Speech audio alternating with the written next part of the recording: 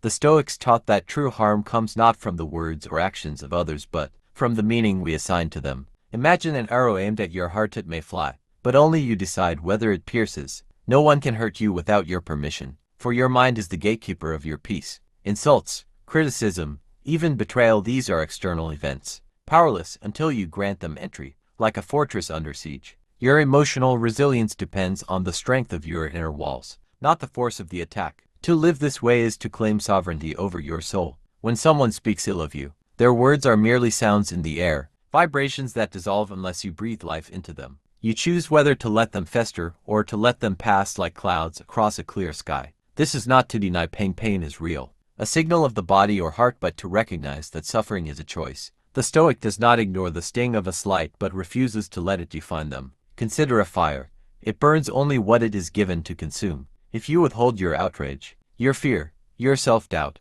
the flames of another's malice starve. This is not weakness but power. It is the power to stand unmoved when others seek to shake you. To give permission to harm is to surrender your agency, to let another's judgment become your truth. But why should their opinion weigh more than your own? A stranger's scorn, a friend's betrayal, a rival's taunt, these are tests of your self-possession. You do not control what others say or do, but you control the story you tell yourself about it. If you refuse to see yourself as a victim, no one can make you one. This mindset requires practice, a daily discipline of detachment. When anger rises, pause. When hurt stabs, breathe. Ask yourself, is this worth my peace? The answer is almost always no. The world is full of sharp edges, people who wound because they are wounded, who lash out to feel powerful. Their actions reflect their inner state, not your worth. To let their words cut you is to mistake their pain for your own. Instead, cultivate a mind like a still lake. Disturbances ripple across its surface, but do not change its depths. This is not to say you must be cold or indifferent. Feel deeply, love fiercely,